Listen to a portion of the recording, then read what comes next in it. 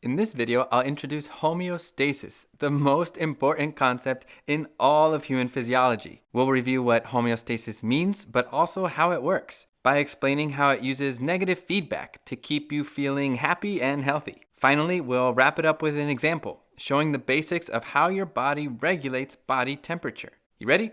Let's do it! Welcome to Physio Flip.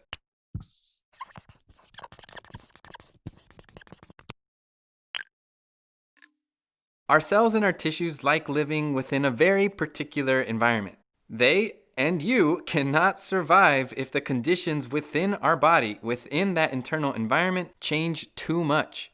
For example, one thing our body keeps really good track of is body temperature. Body temperatures that are too high or too low are dangerous and potentially deadly. But how does our body regulate things like body temperature and so many other variables to maintain our health? To get a grasp on this, let's first look at how a variable like body temperature might change over time. At certain points in time, our body temperature might be on the lower side, and sometimes it might be on the higher side. We get cold, we get warm, we go down, we go up, and our body temperature cycles back and forth between these states constantly. But what you might notice is that body temperature never gets too far away from this middle point, never too far away from this average, not too cold, not too hot, middle temperature. This value is what's known as the set point. And you can think of it kind of like the ideal body temperature, the temperature where our cells and tissues are most comfortable, most happy, and most healthy. And that's why I like to think of this set point, this ideal value, kind of like the home value for body temperature. Our body wants our internal temperature to rest at this set point, to rest and stay home. That doesn't mean at times we can't stray from the set point a bit. Our body temperature can get a little bit colder. It can even get a little bit warmer compared to this set point. But our body never wants to stray too far from home. It never wants to stray too far from this ideal set point for body temperature. Put another way, our body has a normal range of temperatures it will allow, a bit above or below the set point, but it will always fluctuate around this set point. So to help us stay comfortable and alive, your body, including right now, is trying to get you to stay home, to stay at or near your ideal set points within this normal range. Which makes sense when you think about it. If you've ever been really cold, you probably felt really uncomfortable. If you've ever been really hot, you probably felt just as uncomfortable. Your cells and your tissues do not like living in extreme environments. They do not do well in extreme environments. But when our body temperature is at or near this home value, we feel good. This idea of our body keeping variables like body temperature within some normal range near this ideal set point is known as homeostasis. Homeostasis comes from the root words meaning same, or homeo, and stasis meaning static. So homeostasis is all about trying to keep things the same or static. But I like to think of it like homeostasis is trying to help body temperature stay home or stay at or near this ideal set point. You can even hear the words stay and home in homeostasis. Homeostasis is the most important concept in all of human physiology. The goal of every organ system in the body is actually to work together to help us maintain homeostasis and a relatively constant internal environment. And here's why that's so important. We have to maintain key variables within their normal range, or else we end up with conditions like hyperthermia or hypothermia, both life-threatening conditions. Our body also has to maintain other variables like blood glucose levels within their normal range, or we end up with hyperglycemia, which is high blood sugar associated with diseases like diabetes mellitus, or hypoglycemia, which is low blood sugar and can also be quite dangerous. Our body also regulates things like blood pressure. Otherwise, we get hypertension, high blood pressure with potentially serious consequences, or hypotension, low blood pressure, which can lead to things like fainting or inadequate blood flow. Our body even monitors ion concentrations, including key electrolytes like sodium. If not, we end up with conditions like hypernatremia or hyponatremia, sodium concentrations that are either too high or too low, also potentially leading to serious muscular or neuronal problems. What you notice is that all of these potentially serious conditions are all caused by these variables being too high, or hyper, or too low, or hypo. And that's why homeostasis is so important. Homeostasis is going to make sure that temperature, glucose levels, blood pressure, electrolyte concentrations, and so many other variables stay at or near their home value, within their normal range, to make sure we stay healthy and avoid disease. All right, so hopefully you're convinced that homeostasis is very important. You get it. But how does it work? How does it keep all these variables near their home values? Let's look at an example. Say your body temperature begins to rise, and it rises so much that it reaches the edge of the normal range allowed by homeostasis. It is getting too far from home, too far from the set point. This could become hyperthermia and potentially dangerous. To fix this, homeostasis relies on something known as negative feedback.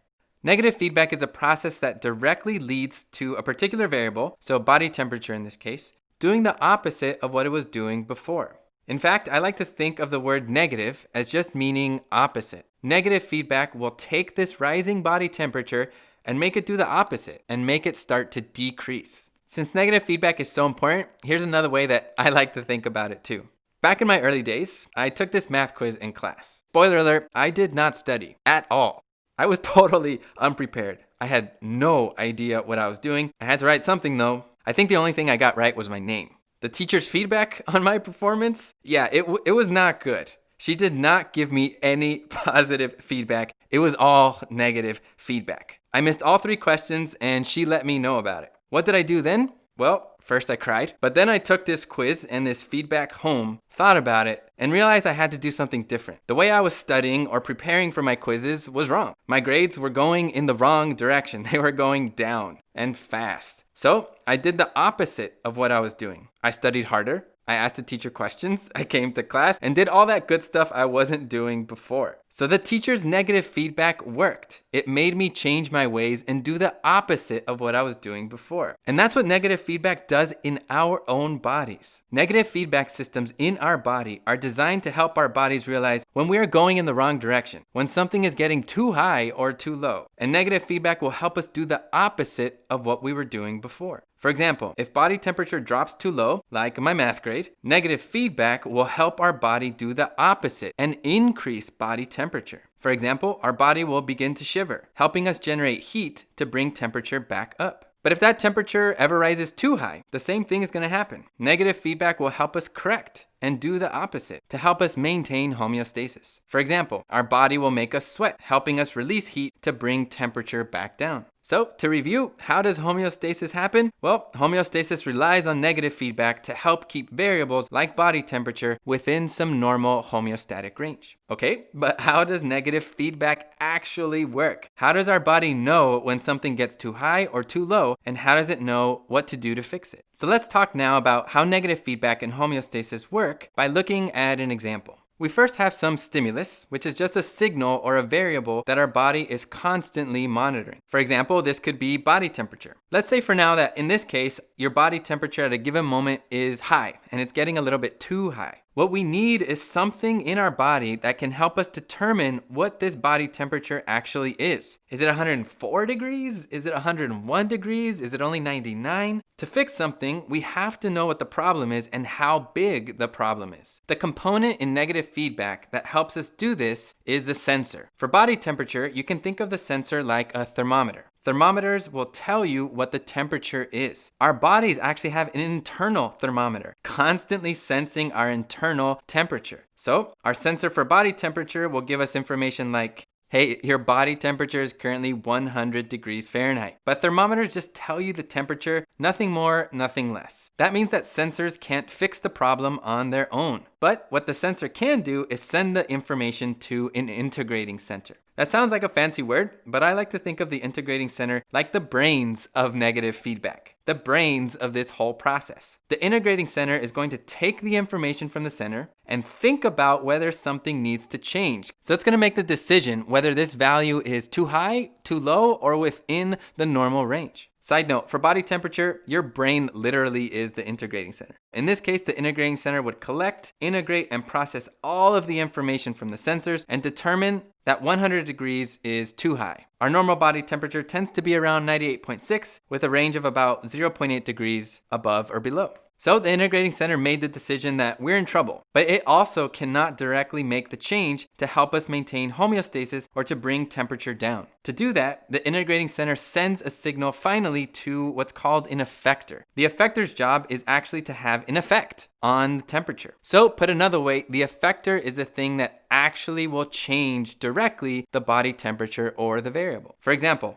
an effector for body temperature is your sweat glands. Because when they release sweat, these glands will help us release heat, decrease body temperature, and actually cause a response, an effect, and a change to our body temperature. And this will help us maintain homeostasis. Because notice that once this effector became active, we got a negative or opposite response, which in this case meant that we took that increasing body temperature and made it go back down. We did the opposite. This new temperature will then become the new stimulus, or the new temperature to be sensed. So you notice that the final response will be fed back into the beginning of this system, creating a loop.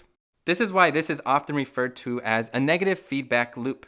And your body uses these loops, this negative feedback, 24 hours a day, 7 days a week, constantly monitoring variables like body temperature, adjusting them, monitoring them again, adjusting them again, and making sure all is good 24 hours a day, 7 days a week. And this constant monitoring, this loop, is critical.